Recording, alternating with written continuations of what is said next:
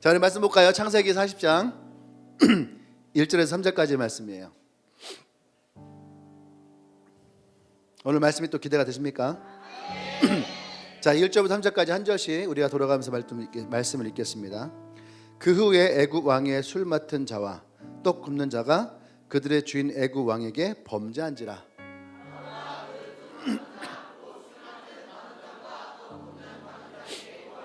같이 있습니다. 그들을 친위대장의 집 안에 있는 옥에 가두니 곧 요셉이 갇힌 곳이라.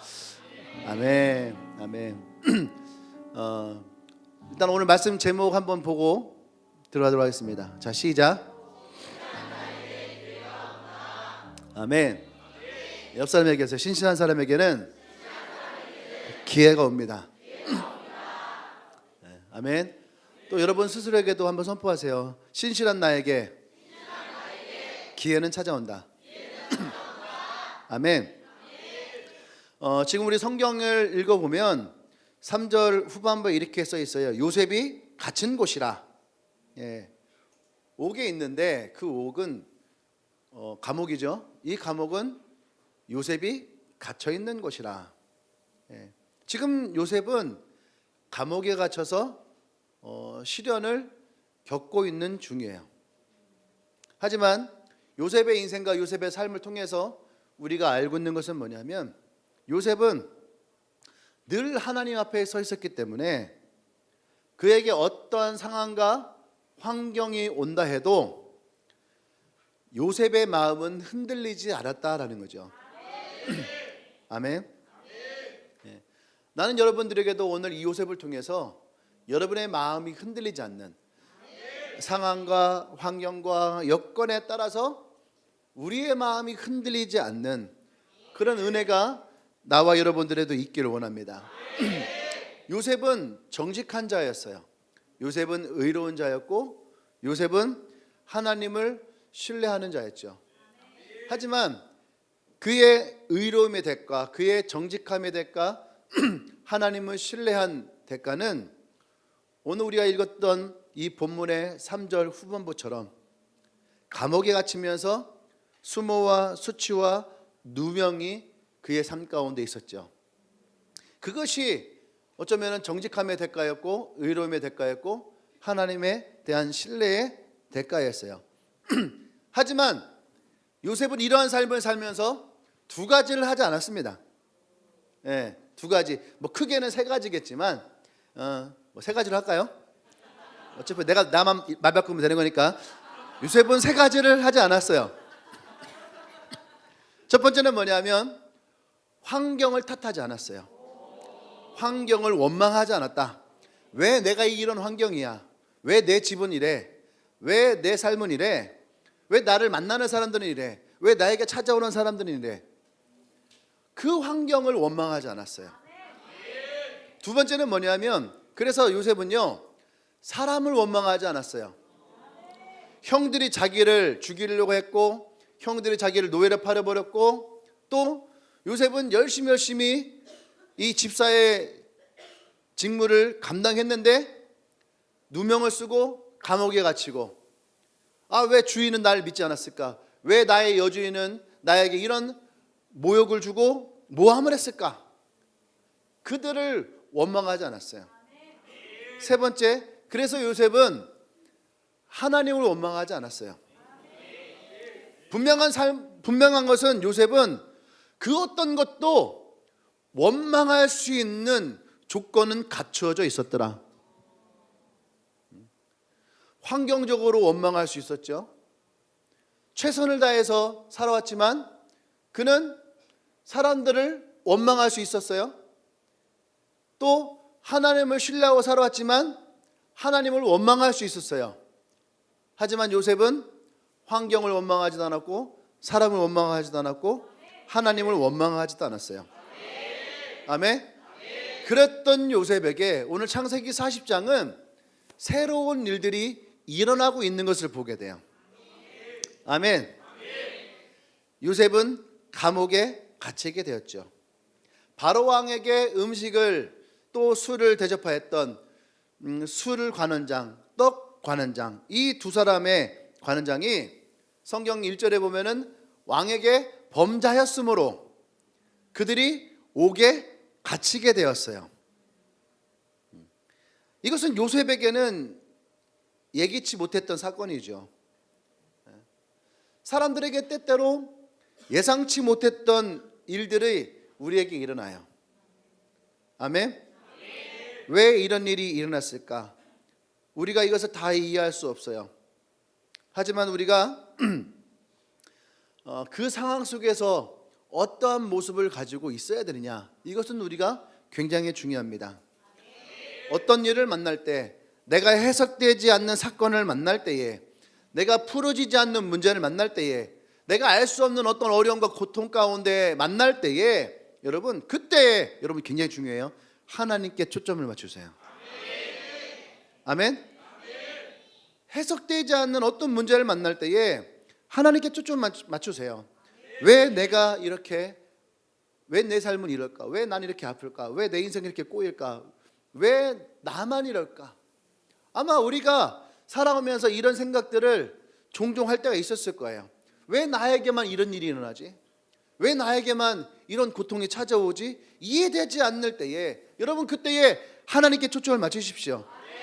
그렇게 되면 여러분 영적으로 우리가 하나님의 깨닫게 하시는 것을 만나게 되고 우리가 하나님 안에서 해석되어지는 은혜를 경험하게 돼요. 아멘. 하나님의 의도는 우리를 멸망하는 길로 인도하는 것이 아니에요. 성경에서 우리에게 얘기하고 있는 하나님의 의도는 분명합니다. 우리에게 평안을 주시고 우리를 구원하기 원하시는. 아멘. 그래서 여러분에게 찾아오는 그 어떤 사건도 여러분을 죽이려 하는 것이 아니에요. 하나님은 어쩌면 그 사건을 통해서 그 너머에 있는 하나님의 축복을 우리에게 주시기를 원하는 줄 믿습니다. 아멘. 옆 사람에게 얘기하시길 바랍니다. 당신에게 문제가 생긴다면 하나님께 초점을 맞추십시오. 아멘. 여러분 이 원칙을 기억하시길 바라요. 그러면 우리가 어떤 일을 만나든지 결코 내 삶 가운데 찾아온 은혜를 우리는 잃어버리지 않게 됩니다. 어쩌면 고난이 나에게 유익이 될 수도 있고, 어쩌면 내가 지금 겪고 있는 이 상처가 나에게 유익이 될 수도 있고, 이 아픔이 유익이 될 수도 있어요. 여러분 기억하세요. 고난은 영원하지 않아요. 고난은 지나가게 돼 있다는 거예요. 비가 하도 많이 와서 진짜 홍수가 나고 집이 떠내려갈 것 같은 그런 느낌이 들게 엄청난 폭우가 쏟아져도 여러분 다음 달이 되면 비는 그쳐요. 지금 내가 죽을 것 같고, 지금은 내가 포기해야 될 것 같고, 지금 내가 주저앉을 것 같은 그 어떤 문제가 찾아와도 여러분 이 고난은 반드시 지나가게 되어 있어요. 할렐루야. 우리의 인생의 고난은 여러분 멈춰 있지 않아요. 지나갑니다. 그리고 또 새로운 것이 찾아온다 할지라도 여러분 지금의 우리의 고난들은 반드시 지나가게 돼요. 아멘. 오늘 우리가 이 요셉을 통해서 그 모습을 봐야 돼요. 요셉이 꿈을 꾸었어요. 그리고 형들과 아버지에게 얘기를 했어요. 그때 요셉에 찾아온 첫 번째 고난은 형들의 질투였어요. 그 질투가 얼마나 심했는지 형들이 모여서 모의를 하고 결국은 자신의 동생을 죽이고자 하는 모의를 하게 되죠. 그 실제 죽이기 위해서 구덩이에다가 쳐넣었어요. 근데 한 형제에 의해서 그 일은 무산이 됐지만 결국은 그들의 마음의 원한이 풀리지는 않았어요. 그래서 애굽의 노예를 팔아버렸죠. 그리고 노예가 되어서 팔려간 그곳에서 열심히 살았어요. 최선을 다해서 열심히 살았어요. 그 인정을 받았습니다. 집사가 됐고 또 그곳에서 인정받는 사람이 되었어요. 하지만 그 노력과 성실함의 대가가 그 여주인의 유혹을 뿌리쳤다는 이유로 모함을 당하고 다시 그 주인에게 배신을 당하고 감옥에 갇히는 처지가 되었죠. 하지만 오늘 본문의 이 이야기를 통해서 요셉에게서 배워야 될 아주 중요한 것은 뭐냐면 바로 이 말이에요. 그럼에도 불구하고 신실한 자에게는 반드시 기회가 온다.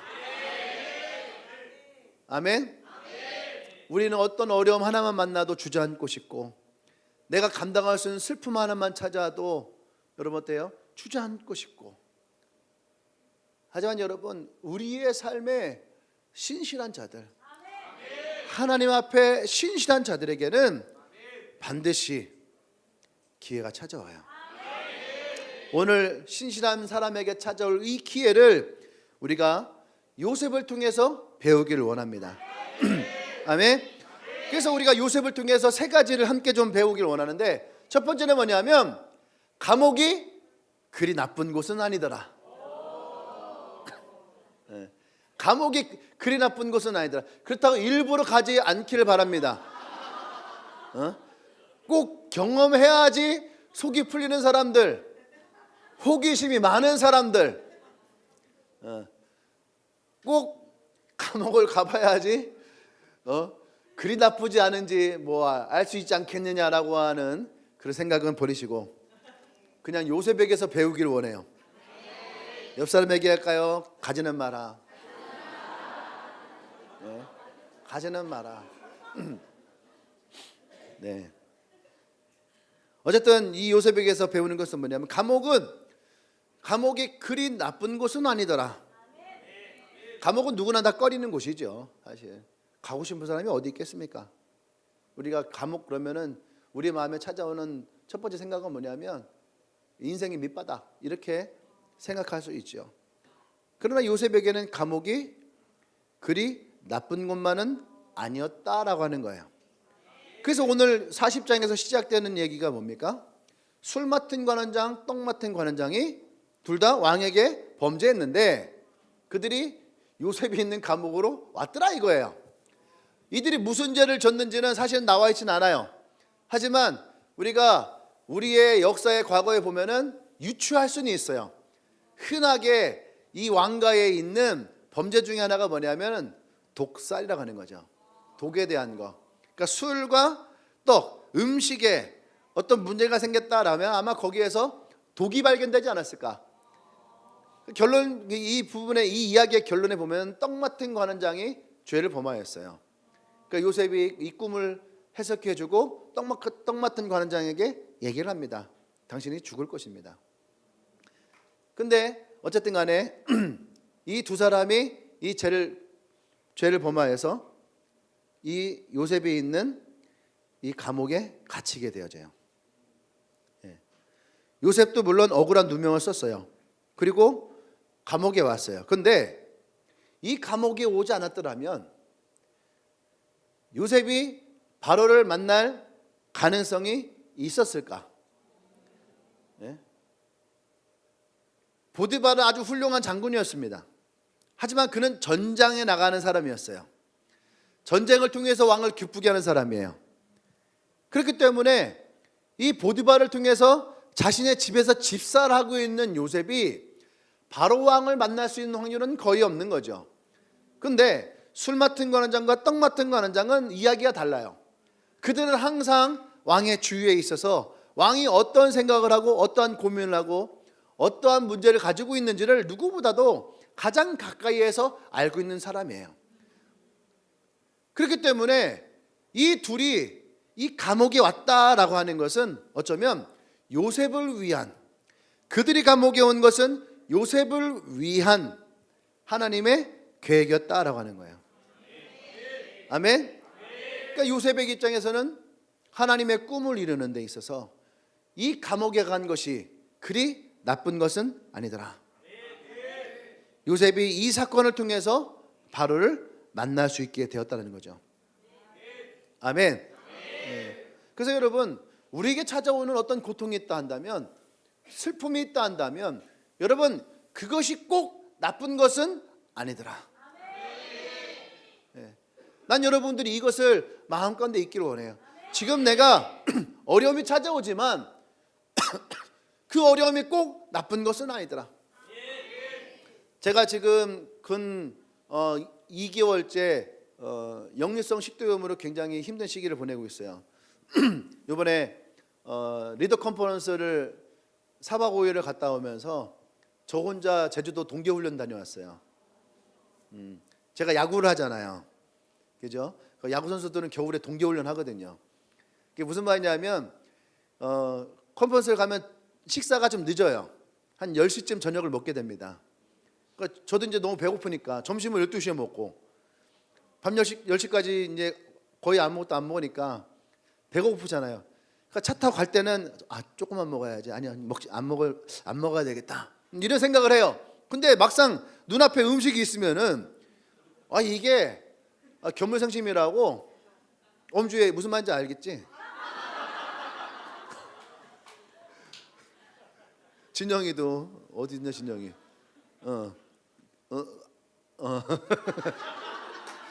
견물생심이라고 이게 눈에 보이면은요 이게 먹고 싶잖아요. 그러니까 저도 모르게 한 개만 먹어야지 하고 하나 입에 넣으면은 이게 하나가 두 개가 되고 두 개가 세 개 되고 밥도 절반만 먹어야지 하는데 먹다 보면은 고기를 먹었으니까 밥 조금만 더 먹어야지 밥 조금만 더 먹었으니까 고기 하나 더 먹어야지 이렇게 되더라는 거예요.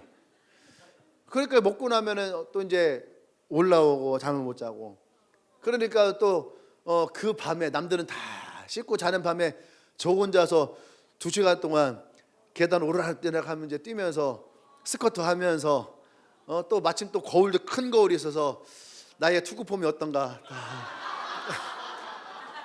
연습하면서 매일 밤마다 혼자 동계훈련 진짜 했어요. 2시간 동안을. 근데 2달 동안 제 역류성 식도염이 걸릴 때는요 정말로 괴로웠어요. 왜냐면 잠을 누워서 못 자니까 계속 앉아서 자야 되고 또 기대어서 자야 되고 이게 또 자는 것도 아니고 하루에도 잠을 막 20번 30번씩 깨야지 되고 그러니까 너무 괴로웠어요. 병원 가서도 의사 선생님한테 제가 너무 괴로운데 주사 좀 놔주세요. 뭐 이렇게 주사도 맞고 또 물론 제가 이제 또 맞는 주사가 많아요. 한 번 맞으면 한 30대씩만 맞으니까 그러면서 또 계속 그 병원을 찾아가고 그런데 처음에는 이게 너무너무 괴로웠는데 어느 날 제가 저울을 올라갔어요. 몸무게가 빠지고 있는 거예요. 그래서 이게 희한하게 뭔가 승리감이 찾아오기 시작하는 거예요. 그러니까 또 올라가기 시작하고 또 올라가기 시작하고 그러니까 하루에도 몸무게를요 4번 5번씩 올라가요. 4번 5번씩 올라가서 교회 올 때마다 제일 먼저 저울부터 올라가요. 오늘은 얼마나 기대가 되는 거예요.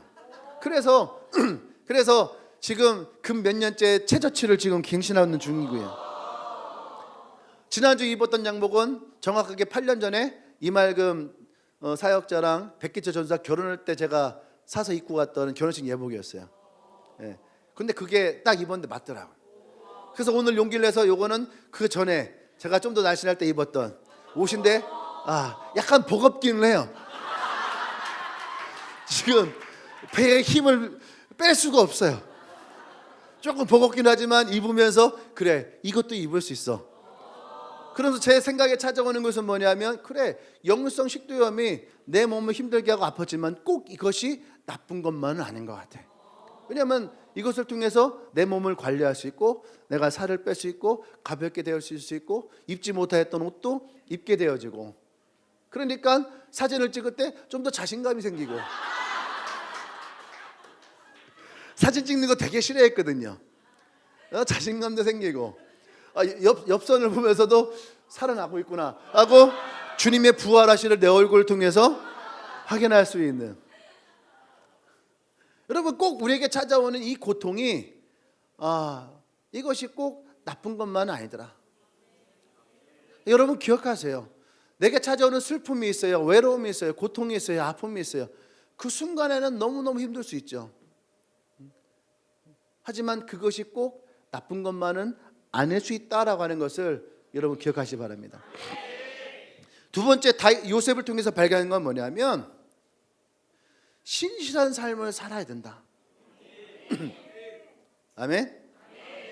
신실한 삶을 살아야 된다. 이것은 이제 신실함은 단지 성실함만을 가지고 있는 것은 아니에요. 신실함은 하나님 앞에서의 성실함을 뜻하는 거거든요. 신실할 수 있어야 된다. 그러니까 사람이 있건 없건 간에 우리가 하나님 앞에 신실한 삶을 살 수 있어야 된다라고 하는 거죠. 요셉은 자신의 삶의 손해를 보고 또 누명을 쓰고 감옥에 들어왔어요. 근데 이 삶 속에서도 요셉은 신실했다라고 하는 거죠. 형들이 죽이려고 했고 노예로 팔렸어요. 그 보디발의 집에 와서도 요셉은요 누구보다도 신실한 삶을 살았어요. 그러니까 그의 주인에게 인정을 받았죠. 그렇죠? 그의 주인에게 인정을 받았는데 그 주인이 뭐라냐면 너의 하나님이 너와 함께하는도다 라고 하는 하나님의 영광 돌리는 인정까지도 요셉은 받았어요. 그런데 그렇게 신실하게 살았던 요셉의 결과는 누명을 쓰고 감옥에 gat히는 거였어요. 하지만 요셉은 아까 얘기했던 것처럼 환경과 사람과 하나님을 원망하지 않았어요. 그리고 그 감옥에 가서도 참 우리가 속도 좋다 이렇게 표현을 쓰는데 속도 좋은 것은 요셉은 그 감옥에서조차 신실했다라는 거예요. 이게 오지랖이 넓은 건지 모르겠지만 이 감옥에서조차 신실해가지고 그 감옥의 간수장들이 요셉에게 키를 맡기고 네가 이 감옥에서 알아서 넌 살아라. 그럴 정도로 요셉은 인정을 받았어요. 감옥에서도 인정을 받는 사람이에요. 그런데 또 요셉은 어땠냐면은 이 술 맡은 관원장, 떡 맡은 관원장이 들어왔을 때에 이 두 사람을 시중을 드는 사람으로 또 요셉이 들어가요. 근데 왜 신실하냐 하면은 여러분 시키면 할 수 있어요.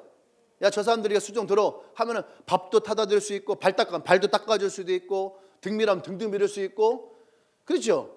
왜냐하면 안 그러면은 맞으니까 자기에게 해를 당하니까 얼마든지 할 수는 있어요. 그런데 성경은 뭐라냐면은 요셉은 그들을 섬겼다라고 해요. 섬겼다. 섬긴다라는 표현은 억지로 할 때 섬긴다는 표현 쓰지 않아요. 섬긴다라고 하는 것은 내 마음을 다해서 자발적으로 그들을 섬길 때에 섬기는 거예요. 예수님은 나를 섬기러 받아오는 것이 아니라 나는 오히려 그들을 섬기러 왔다.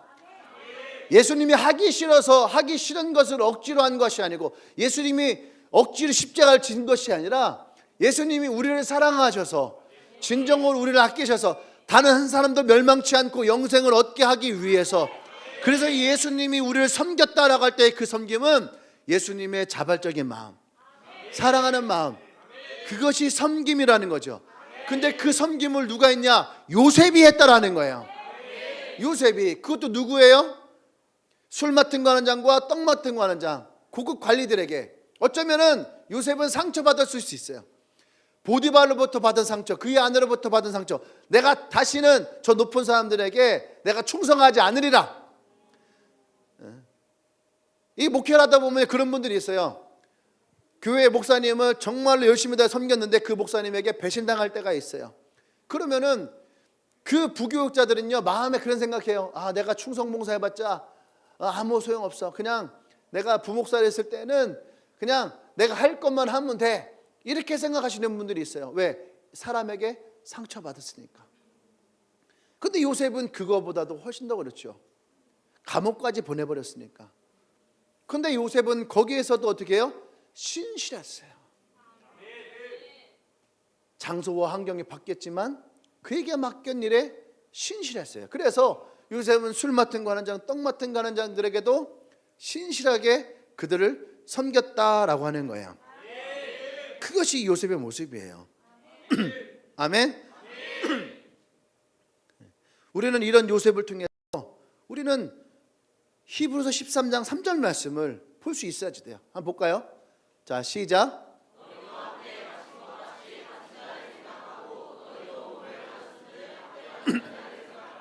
아멘. 예.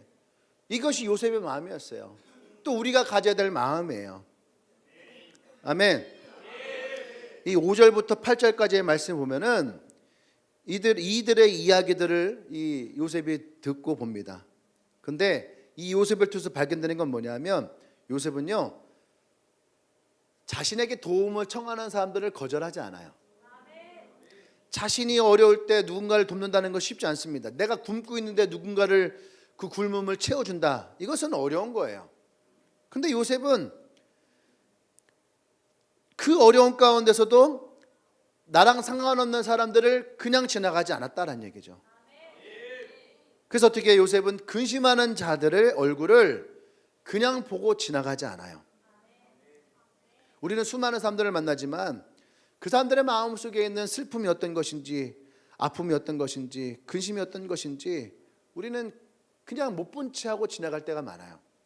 사실은 조금만 우리가 주의 깊게 보면 근심이 보이고 슬픔이 보이고 또 아픔이 보이고, 우리의 이웃들 중에도 아까 우리 사치키 자매처럼 매일매일 아침마다 죽고 싶어하는, 매일매일 밤마다 이 어두움이 오늘로 끝났으면 하는 그런 많은 사람들이 있어요. 그들의 슬픔이 있죠. 근데 이것을 보는 것이 영적인 눈이에요. 우린 영적인 눈이 하나님의 신령한 것만을 본다고 생각한다면 그건 잘못된 거예요. 하나님을 사랑하고 이웃을 사랑하는 것은 이와 같으니 그랬어요. 하나님을 사랑하고 이웃을 사랑하는 것은 같다라는 거죠. 그러면 우리가 이 말씀을 기반으로 본다면 하나님을 바라보는 거와 이웃을 바라보는 눈은 같아야 돼요. 아멘. 우리가 하나님만 바라보는 것이 영적인 눈이고 사람을 바라보는 것은 육적인 눈이 아니에요. 하나님을 바라보는 것도 영적인 눈이 필요한 것이고 우리가 이웃을 바라볼 때에도 영적인 눈이 필요한 거죠. 그들의 슬픔을 볼 수 있어야 되고 그들의 아픔을 볼 수 있어야 되고, 실제로 예수님이 복음서에서 지나갈 때 보세요. 그들의 슬픔, 그들의 어려움, 그들의 고통에 예수님은 그냥 지나가지 않으세요. 그 모습을 보셨다라고 하는 거죠. 그러니까 요셉은 그들의 근심을 보고 찾아갑니다. 그리고 물어요. 내가 당신들에게 무엇을 도와줄까요? 여러분, 이것이 섬김이에요. 밥을 한번 사주고 차를 한번 사주는 것이 섬김이 아니라 그들의 어려움이 무엇인지 물어봐주고 그들의 아픔이 어떤 것인지 알아봐주는 것, 그것이 섬김이에요. 그래야지 오늘 히브리서 말씀과 같이 함께 갇힌 것 같이 갇힌 자를 생각할 수 있는 거죠. 그래서 요셉은 아마 감옥에 갇혀서 그들의 억울함과 그들의 어려움을 자신의 마음으로 듣고 받았다라고 하는 거죠. 아멘. 그리고 그들의 꿈을 듣고 그들을 해석하기 시작을 합니다. 그런데 여러분, 꿈은 하나님이 해석하신다라고 요셉이 얘기해요. 자신이 해석하는 것이 아니에요. 하나님이 이 꿈을 해석하신다라고 하는 거죠. 그 믿음이 있었어요. 그래서 요셉은 자신의 힘과 능력으로 그들을 돕는 것이 아니라 하나님이 그저 나를 사용하는 매개체로서, 매개물로서 하나님이 나를 사용하신다라고 하는 거예요. 여러분, 이것은 굉장히 중요한 거죠. 내가 누군가를 도우려고 하고 내가 누군가에게 힘을 쓰려고 하고 나의 의가 드러난다면 여러분, 결국은 거기에서 우리는요 실망을 받고 상처를 받아요. 이따가 보면은 이들은요 요셉이 이들의 꿈을 해석해주고 그들이 복직을 하지만 이들은요 이 요셉이 도와준 것을 잃어버려요. 어쩌면 그게 사람이에요. 우리는 나는 도와준 사람은 기억할 수 있겠지만 도움받은 사람은 누구보다도 쉽게 지나갈 수 있어요. 그러니까 여러분, 그것에 마음을 빼앗기면 그것이 바로 자기의 의예요. 내가 널 어떻게 도왔는데, 내가 널 어떻게 섬겼는데, 네가 나한테 그럴 수 있어. 여러분, 거기에서 우리는 실망이 오고 실패가 오고 상처를 받는 거예요. 근데 요셉은 보세요. 요셉은 성경에 보면은요 41절 말씀 보세요. 만 2년 후에, 성경은 정확하게 얘기를 해요. 그냥 2년 후도 아니고 어떻게 해요? 꽉 채운 만 2년 후. 정확하게 꽉 채운 만 2년 후. 그러니까 요셉이 이들로부터 꽉 채운 2년 동안 아무 연락이 없었다는 것을 정확하게 설명하고 있는 거예요. 근데 요셉은 그거와 상관없이 지금도 오늘도 신실하더라. 할렐루야. 아멘. 요셉은 그들의 꿈을 풀어줍니다. 그들을 섬겨줘요. 그리고 그들이 다시 복직할 수 있도록 그들을 도와줘요. 이것이 요셉이 그들에게 보였던 신실함이에요. 오늘 나와 여러분들의 삶을 보세요. 학교에서, 직장에서, 가정에서 여러분의 신실함은 어떤 모습인가? 옆에 있는 친구들, 옆에 있는 동료들을 바라보면서 그들의 근심과 그들의 슬픔과 그들의 어려움을 내가 정말로 영적인 눈으로 바라보고 있느냐? 우리가 섬긴다라고 할 때 그 섬김이 과연 어떤 것이냐는 거죠. 여러분, 섬김은요 반드시 신실함을 통해서 나오게 돼 있다라고 하는 거예요. 그러니까 여러분, 학교에서 신실하십시오. 여러분, 직장에서도 신실하십시오. 아멘. 여러분이 있는 가정에서 신실하시고 여러분 속해 있는 그 어느 곳에서도 신실하세요. 셀 사역할 때에도 여러분 그 셀 사역에 신실하십시오. 아멘. 그래서 요셉에게서 우리가 볼 수 있는 세 번째는 뭐냐 하면, 그럼에도 불구하고 요셉은 하나님을 신뢰하였다. 그럼에도 불구하고 뭐예요? 이 관원장들을 도와주고 그들을 섬겼어요. 그리고 그들은 복직이 됐어요. 하지만 그들은 요셉을 기억하지 않았어요.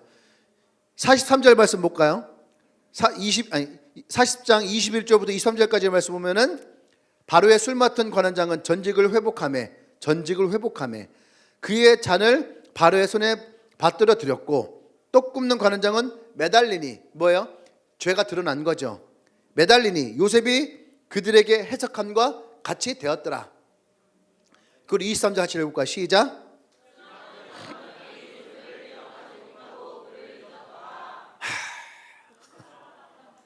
기억하지 못하고 그를 잊었더라. 근데 여러분, 이것도 하나님의 뜻이 있어요. 왜 그러냐면 보세요. 여기에서 술 맡은 관원장이 요셉에게 은혜를 베푼다고 요셉을 도왔다면 요셉은 어떻게 됐을까요? 아마 술 맡은 관원장의 집에 와서 집사하고 있던가, 아니면은 그래 내가 너를 노예에서 면천시켜 줄게 하고 면천권을 받아서 나가서 자유롭게 살 수 있었겠지요. 하지만 하나님이 요셉에게 주었던 꿈, 하나님이 요셉에게 갖고 있던 계획은 다 틀어졌을 거예요. 그래서 꽉 채운 2년 동안, 만 2년 동안 어쩌면 하나님은 이 술 맡은 관원장에게서 요셉이란 사람을 지워버렸을 거예요. 잃어버리게 하고 살았을 거예요. 그런데 하나님이 이 술 맡은 관원장에게 떠오르게 하는 때가 있다라는 거예요. 그게 뭐냐? 하나님의 때는 반드시 있더라. 할렐루야. 하나님의 때는 반드시 있어요. 바로가 꿈을 꿔요. 바로가 꿈을 꾸는데 이 바로가 이 꿈을 해석을 못합니다. 그리고 이 꿈을 꾸고 나서 바로가 굉장히 심란해해요. 그래서 사람을 찾습니다. 이 꿈을 해석해 줄 수 있는 사람을 찾아요. 그러니까 이 사람 저 사람 다 불러서 바로가 꾼 꿈에 대해서 이야기를 들려줬어요. 하지만 아무도 이 바로의 꿈에 대해서 속 시원하게 꿈 해석하는 사람이 없는 거죠. 그러니까 옆에 있던 술 맡은 관원장이 바로의 마음과 심경을 보게 돼요. 그때 누가 떠오릅니까? 요셉이 떠오르는 거예요. 할렐루야. 여러분 생각하세요. 하나님은 신실하십니다. 하나님은 우리에게 꿈을 주시고 우리에게 계획을 갖고 있으세요. 그래서 하나님은 결코 우리를 떠나시지 않으세요. 아멘. 하나님 우리와 함께 하십니다. 아멘. 그 순간에도 요셉은 감옥에서 누구보다도 신실한 삶을 살고 있었어요. 아멘. 그러한 요셉에게 하나님의 때는 찾아오는 거예요. 근데 만약에 요셉이 거기에서 내가 술 맡은 관원장, 떡 맡은 관원장, 이놈의 새끼들 내가 꿈 해석해주고, 특히 술 맡은 관원장은 복직까지 했는데 이놈이 나를 잊고 있어 하고 감옥에서 한풀이를 하고 있고 왕노릇하고 있고 그랬다면 과연 이 요셉이 하나님의 꿈과 계획을 이룰 수 있는 사람이 되느냐? 그렇지 않다는 얘기예요. 그곳에서도 요셉은 여전히 신실하게 그의 삶을 살고 있었던 거예요. 잊혀졌지만 그곳에서 신실하게 살고 있었어요. 그때 이 술 맡은 관원장은 요셉을 떠올라요. 이때가 하나님의 때예요. 그리고 요셉이 찾아와서 바로의 꿈을 해석합니다. 할렐루야. 아멘. 이것이 하나님의 뜻을 이루는 방법이에요. 아멘. 여러분, 우리는 우리의 생각, 우리의 방법, 또 내가 당하고 있는 나의 삶의 모습들, 이런 것들 때문에 어쩌면 우리는 괴로워하고 고통스러워하고 아픔 가운데에서 허우적대고 있을 수 있어요. 하지만 하나님은 지금도 우리의 삶에 내게 주신 꿈에 대해서 신실하게 하나님은 움직이고 있어요. 여러분, 이 신실하다는 말을 기억하셔야 돼요. 아멘. 하나님은 신실하신 분이세요. 그리고 우리는 우리의 삶에 그 하나님을 향해서 신실한 삶을 살 수 있어야지 돼요. 누가 보든지 보지 않든지 그거와 상관없이 우리는 우리의 삶을 신실하게 살아갈 때에 하나님이 우리에게 주시는 그 기회는 반드시 찾아온다라고 하는 거예요. 사랑하는 여러분, 사람은 어쩌면 잊을 수 있어요. 사람에게서 우리 잊혀질 수 있어요. 근데 하나님은 우리를 잊지 않습니다. 아멘. 사람은 포기할 수 있어요. 하지만 하나님은 절대 포기하지 않아요. 나는 실패한 것 같이 생각될 수 있어요. 하지만 하나님의 꿈을 꾸는 자들은 결코 실패하지 않아요. 하나님은 우리에게 하나님의 때를 가져오십니다. 하나님의 방법을 가르쳐 주시고 하나님의 목적과 목표가 어떤 것인지를 우리에게 인도하세요. 아멘. 그것은 결코 여러분들이 멸망치 않고 하나님의 꿈을 이뤄나갈 수 있는, 저는 그래서 이렇게 말하고 싶어요. 신실함은, 따라서 신실함은 나의 저주를 축복으로 바꾸는 열쇠다. 써놓으세요. 꼭 써놓으세요. 써놓고 오늘 설교에서 이것만 기억해도 괜찮아요. 신실함은 내게 찾아온 저주를 축복으로 바꾸는 열쇠예요. 우리 한 사람 한 사람에게는 누구나 다 슬픔이 찾아오고 고난도 찾아오고 어려움도 찾아와요. 이것이 저주와 같이 나의 삶에 덕지덕지 붙어 있는 것처럼 여겨질 수가 있어요. 그런데 여러분, 신실함이 덕지덕지 붙여 있는 나의 삶, 나의 모습을 축복으로 바꾸는 하나님의 열쇠가 되어져요. 여러분, 이것을 기억하셔야 돼요. 그래서 여러분, 하나님 앞에 신실하세요. 오늘 설교의 말씀과 같이 여러분, 요셉과 같이 내게 찾아오는 감옥이 결코 나쁜 것은 아니더라. 두 번째가 뭐라고요? 나의 삶에 신실해야 한다. 세 번째가 뭐라고요? 그럼에도 불구하고 하나님을 신뢰하라. 시련을 겪고 모함을 당하고 말 못할 문제를 가지고 있는 여러분이 있습니까? 나만 알고 있는 고통을 겪고 있는 사람들이 있나요? 아직 해결되지 않는 어려운 문제를 가슴에 품고 있는 사람이 있습니까? 여러분, 이 문제를 가지고 하나님께 나오십시오. 나에게 신실하신 하나님 앞에 나오십시오. 그 하나님은 얼마든지 우리의 삶을 바꿀 수 있는 하나님의 축복의 사람일, 그것이 바로 우리라는 것을 가르쳐 주실 분이에요. 여러분, 눈을 감아보십시오. 그리고 가슴에 손 얹어 보십시오. 이건 결코 어려운 것이 아니에요. 여러분, 우리의 신앙은 결코 어려운 것이 아니에요. 여러분, 신실한 삶은 결코 어려운 것이 아니에요. 나의 삶에 책임을 지는 삶, 마땅히 해야 될 것을 하는 삶. 근데 그것을 우리가 하나님 앞에서 행하는 거죠. 다른 사람이 보든 보지 않든 그거와 상관없이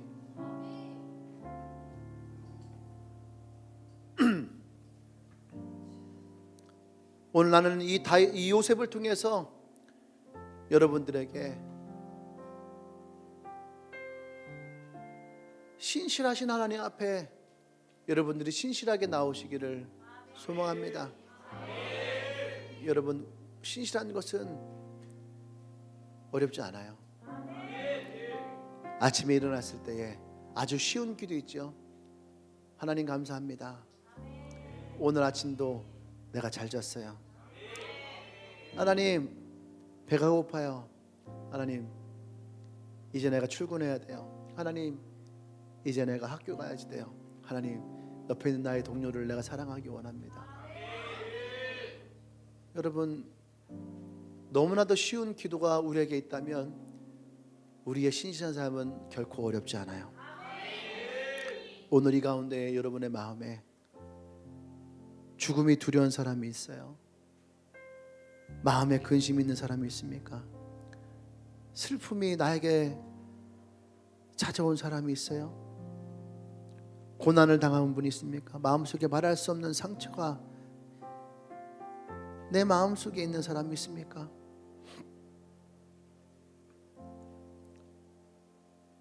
나는 오늘 여러분들이 그 마음을 가지고 하나님께 나오기를 원합니다. 하나님은 여러분의 손을 붙들어서 그 감옥의 어두움에서 여러분들을 축복의 빛으로 이끌어내실 분이에요. 하나님은 여러분의 삶을 그 신실함을 통해서 저주를 축복으로 바꾸기를 원하시는 분이에요.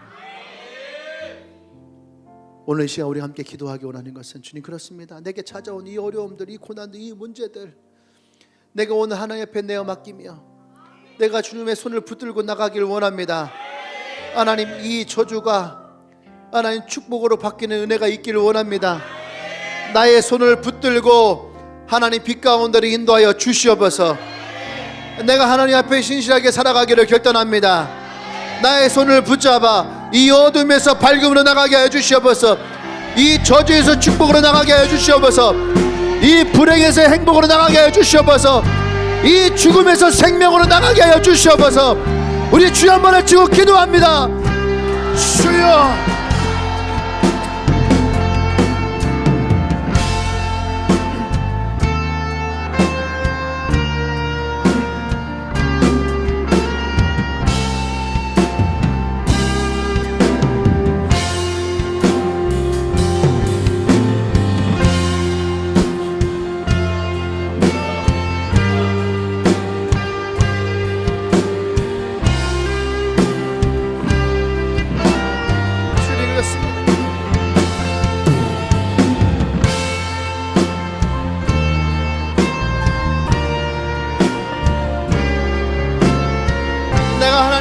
신실하기를 원합니다. 하나님이 준 나의 꿈에 신실하기를 원합니다. 날 향한 하나님의 계획 앞에 내가 신실하기를 원합니다. 내가 찾아온 슬픔, 나의 찾아온 문제, 나의 찾아온 죽음들, 나의 찾아온 고통들로 내가 주의 손을 붙잡고 내가 이 어둠에 더 올라가기를 원합니다. 나의 슬픔이 바뀌어 희락이 되게 하여 주시옵소서. 나의 고통이 바뀌어 기쁨이 되게 하여 주시옵소서.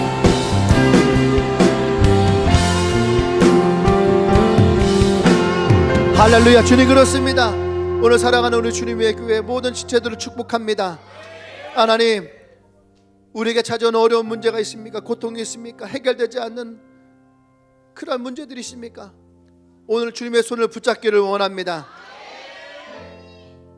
내가 주님의 손을 붙잡고 나에게 신실하신 그 하나님을 신뢰하며 나의 삶의 신실함을 주님 앞에 나아갑니다.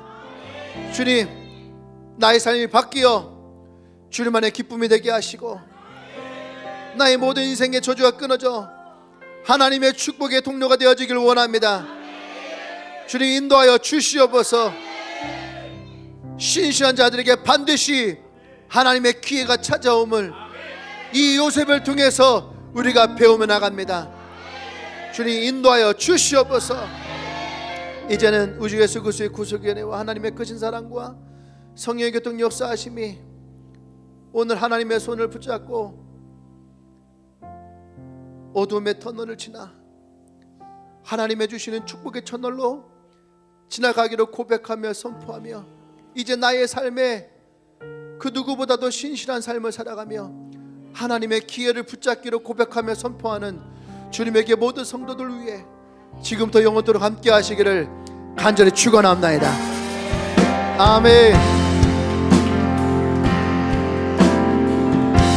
좋으신 하나님,